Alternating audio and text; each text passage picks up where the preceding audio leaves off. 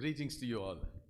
One of the things of speaking on the last day, and especially speaking after Bishop Lawrence Pius, one of my redemptors said to me, they kept the best wine for the last. I said, no, because when you come to the end, many people have covered so many things. At best, you'll get old wine served by a new server. But let me begin straight away, because we've got limited time. Let me plunge directly into the theme that we have. A team of auditors had gone to a diocesan, particular diocese, and they met the financial director together with the team. And so when the priest over there, he told the auditors, come, let me show you our vision mission statement. And the chief auditor said to him, don't worry about that, Father. It is sufficient if we take a look at your financial documents, your accounts, your income expenses, your balance sheet, your budget outlay. Then, on the basis of those documents, we will tell you what your vision mission statement is. Many church institutions have their vision mission statement, which is needed and helpful. While there is certainly an attempt to put it into practice, there can also be an inertia, both personal and institutional, together with an unwillingness and even a resistance to put them into practice. And therefore, there could be a discrepancy between the stated vision mission statement and that which is really realized. This latter is particularly true when these wonderful statements are buried in files and archives. Today, I wish to articulate the ecclesial leadership in the vision and mission of Pope Francis, not so much in statements, but largely in how this has been exercised. And the challenge is to telescope his 20 minutes, the 10 years of his intense and dynamic accomplishments. So therefore, I merely hope to open windows, point to directions, and perhaps provide to some links so that provides the basis for some of the points that I make and the arguments that I hold. Now, commentators point out that his ecclesial leadership is shaped particularly by three influences. The first is the entire process of Vatican II, where his vision of church has retrieved some of the key concepts of Vatican II ecclesiology. The second is the 2007 CELAM conference, the conference in Aparecida in Brazil, which is colored by a Latin American perspective, especially in his concern for the poor and those on the periphery. And the third, of course, his own Jesuit background, the aspect about discernment, the entire manner of spiritual conversations, which is an acknowledgement to his own Ignatian formation. One of the writers, Liton Jua, says this: the question is not what is the church for Pope Francis, but the question is, what is the church for Pope Francis? He continues, it is not what is Pope Francis's vision of the church. The question is, what is Pope Francis's vision for the church? And Pope Francis's preferred image is that of a church of the people of God, which was well developed in Lumen Gentium, the dogmatic constitution and the church. And this, you could say, gets its expression in this understanding and the expression of synodality. My presentation is divided in two parts. The first describes Pope Francis's leadership moves. It is about what he has done and continues to do. The second is briefer. It's about the implication and its application. It's about what we need to do. And in both instances, I would like to draw upon biblical images. In the first part, drawing from Luke, and the second from St. John. So let me go into the first part, what Pope Francis has done and is doing. In the light of the vision and mission of Pope Francis, I want to draw on two Lucan texts. First is Luke 4:16 to 21. I think that's part of your motto, episcopal motto, right? And Luke 7:22 to 23. Now, Luke 4:16 and the following can be seen as the manifesto of Jesus. You could call it his vision mission statement. The Spirit of the Lord is upon me, has sent me to anointed me to give good news to the poor. That, I would say, is what we would call the manifesto. Now, in Luke chapter 7, when John the Baptist sent his disciples to inquire of Jesus, are you the one who is to come, or should we look for another? What does Jesus say? Jesus doesn't give a theoretical or academic answer. He says, go and tell John what you have seen and heard. The blind see, the lame walk, and the poor are not scandalized by it. In other words, what Jesus is describing is a practical application of his vision mission statement. That's what he's doing. And therefore, the real value of something can be judged only from practical experience or results, not from mere appearance or theory. And to help assess this, I would like to present some of the leadership moves of Pope Francis. So I will take a quick look at some of them. The vocabulary that he uses, the visits that he's made to different places, the appointments that he has made. We look at, if we have time, some of the documents and why it is expressive of his leadership. Synodality, reorienting theology, changing the theological narrative, and of course, his leadership which shines brightly, especially when he's addressing crises. Let me begin with the first of these, the vocabulary. There's a phrase in Latin, omen nomen. In other words, the name means something. Words mean something. They carry the weight of the expression of Pope Francis's teaching and perspective, of his biblical and theological orientation, and of his pastoral and social concerns. So when he's using words, he's not just throwing words at us. They carry a tremendous weight in them. So some of the words that we have been hearing these days, words like periphery, smell of the sheep, field hospital, transdisciplinary, missionary disciples, interlocutors, compassion, not rigidity, globalization of indifference, self-referential, spiritual worldliness, mercy, arrogance of clericalism. His words carry the weight of his concern and compassion. That's the first aspect. The second is the visits that he made. The visits are not just random, not what has been traditionally expected where the popes should go. It's not about papal tourism. It has been tied in with his concern for those on the periphery and those who have been overlooked. And at times, he makes not just a theological statement, he makes a political statement. It's important to realize that. Now, Pope Francis has constantly drawn our attention to the cry of the poor and the cry of the earth. These two are deeply related. And through his leadership, he expresses his concerns by papal visits to the peripheries, apostolic documents like Laudato Si, the church mobilization such as the Pan-Amazon Synod. Now, I'll quickly take you through some of the places that he has visited because they make a point about how he's exercising his leadership. The first place that he visited outside of the Vatican was a place called Lampedusa on July 18, 2013. It's an island located in the Mediterranean off Sicily, southern Italy. And that's the place where many people, the refugees and the migrants, come by, both by the thousands, and perish. In fact, when he celebrated the Eucharist there, it was with the boat, the things that the people had collapsed. He used those powerful words. The vehicles of hope became vehicles of death. Second, in 2013, on Holy Thursday, he visited Casa del Marmo, a juvenile detention center, and chose to wash the feet of the 12 detainees, 2 of whom were women and at least 1 a Muslim. He retrieved the prophetical stance of Jesus because we have domesticated this tremendous aspect of washing the feet to people who have sanitized their feet before coming. But he goes precisely to the detention camp. Third, he is eager to be a voice for peace and mediation. He traveled to war-torn Iraq. He went to the Central African Republic, to Congo, to South Sudan as a messenger of peace to demonstrate his solidarity with those who have suffered in the ravages of war. We have witnessed his tireless preoccupation, although he has not visited, between Ukraine and Russia, and now currently Gaza in Israel. His voice is a voice that needs to be heard, and at times his visits have made the difference. Third, in Korea, in 14th August 2014, he went to Korea. Now, the church in Korea began not because of priests, but because of the laity. But today, clericalism rules the church. And as the bishops trooped in their limousines and mighty cars, Pope Francis chose to travel in a small family car.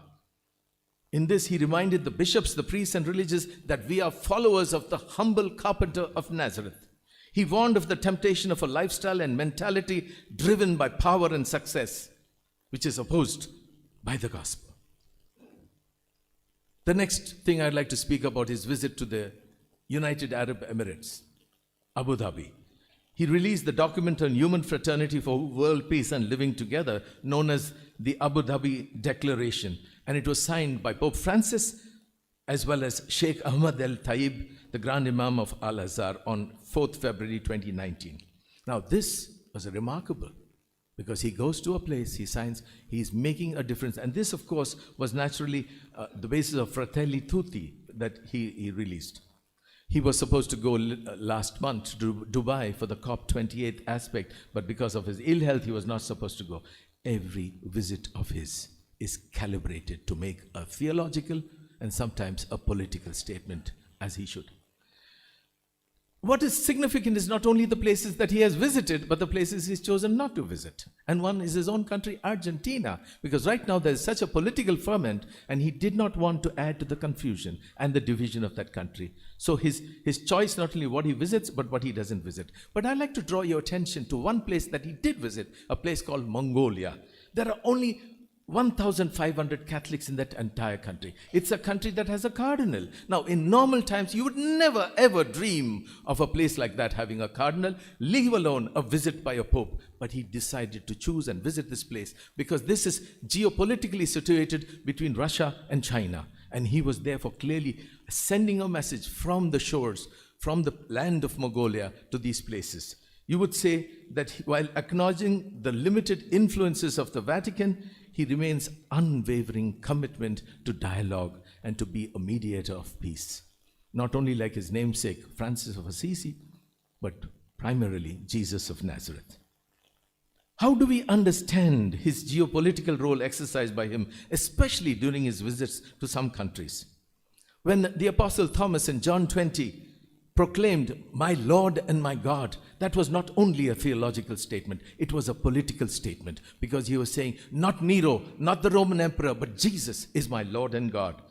Pope Francis has realized that his role is not just limited to the Catholic Church and the flowering of God's kingdom, which demands a geopolitical role. It is not new to the papacy, but Pope Francis has not hesitated to allow his office to be served in this capacity.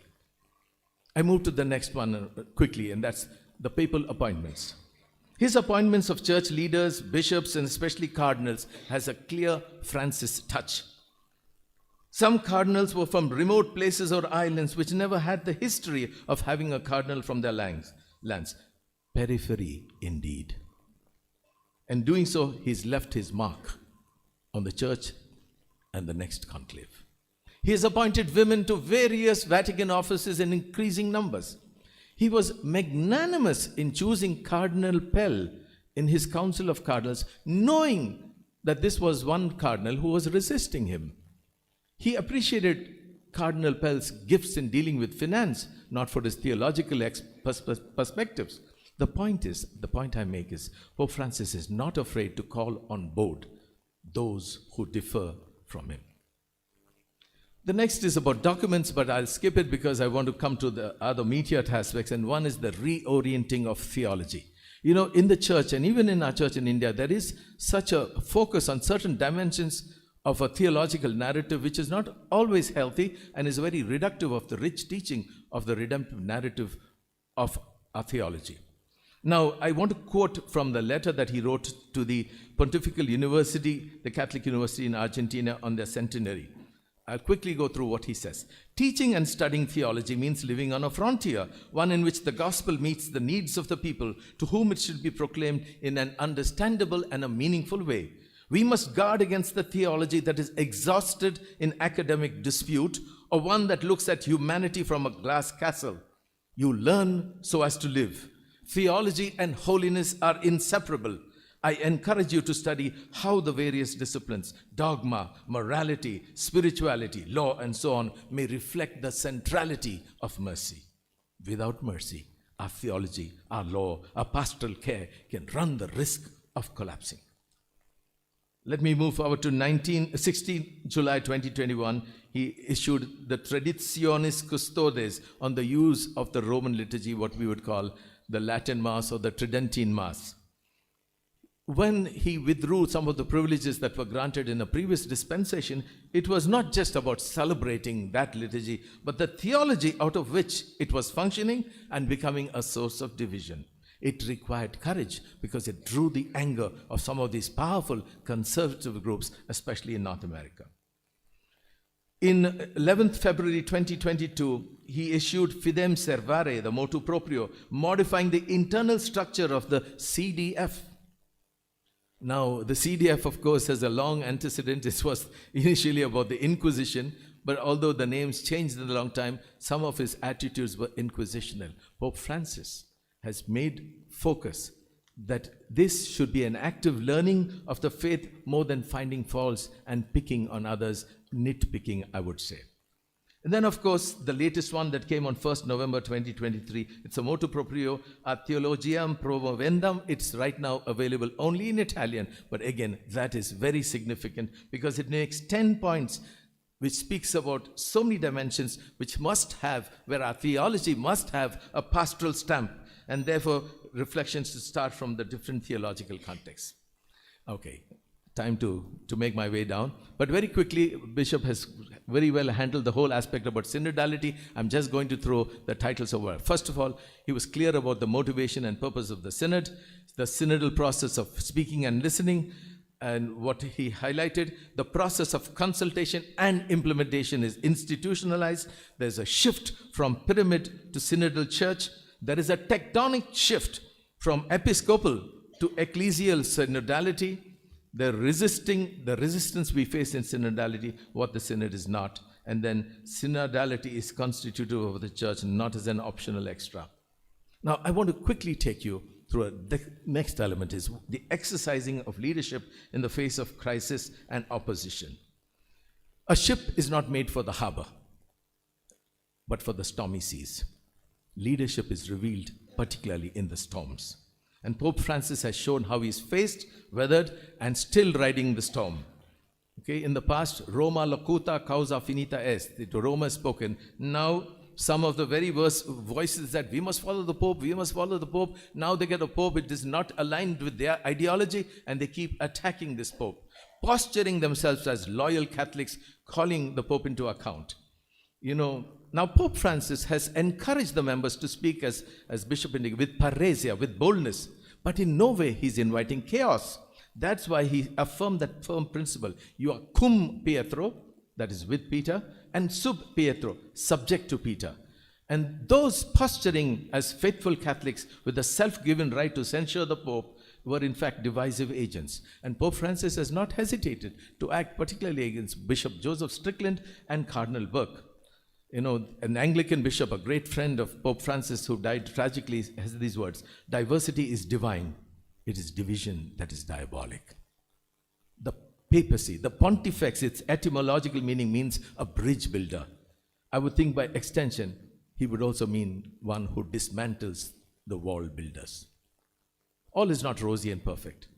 Pope Francis has made some personal missteps, limitations of judgments, because of perhaps insufficient knowledge, improper judgment, or a limited perspective.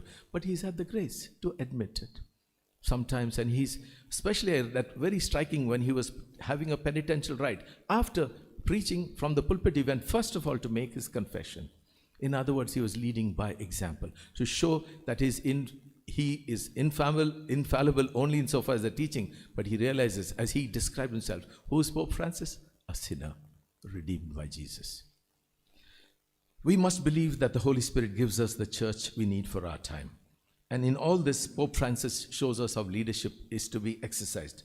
One could call Pope Francis a Vishwa Guru, unlike some messianic pretenders that we might have today as in our country. He has the ability to rise from grace, not only to respond, but to be proactive in matters. Let me come quickly to the last part. Part 2, what would we need to do? If the first part was what Francis is doing, the challenge is what do we need to do? The biblical image I want to propose here is John 13 in the upper room where Jesus was with the 12. Do this in memory of me does not consist only of wearing a stole and a chasuble alone, but removing the outer garment and putting on the apron of service. Do this in memory of me does not consist only in raising the host and the chalice, but in also carrying the basin and the towel. And this prophetic gesture of leadership is clearly summed up by Jesus. You call me Lord and Master, leader, and so I am. If I then, being your Lord and Master, have washed your feet, you must do the same. In other words, do this in memory of me. This is Jesus' vision of leadership, which Pope Francis is enamored with and so clearly demonstrates. Now, this vision is not just for admiration, but for following through with imitation. It calls for a radical conversion that is personal, that is communitarian, and of course, that is structural. And leadership shows the way not only in terms of direction, but in the manner in which things are done. Things which were thought to be unthinkable are now seen as doable. One of the commentators, just give me a couple of minutes and I'm through. It is said that Pope John XXIII opened the windows of the church to let fresh air into its musty rooms. But Pope Francis has opened the doors of the self-referential church to send the inhabitants out to life's society's peripheries, existential and geographical. It's an accurate summing up. So synodality would be the legacy of Pope Francis' ecclesial vision. You would call in the Hebrew words the davar, the word event, which is a process whose time has come. They say, blessed are those who dream dreams and are willing to pay the price to make them come true. That's true of Jesus of Nazareth. It's true of every Christian. And that's the call that Pope Francis has heeded in his attempt to give us that marvelous ecclesial leadership and the vision and mission of the church. Thank you for your attention.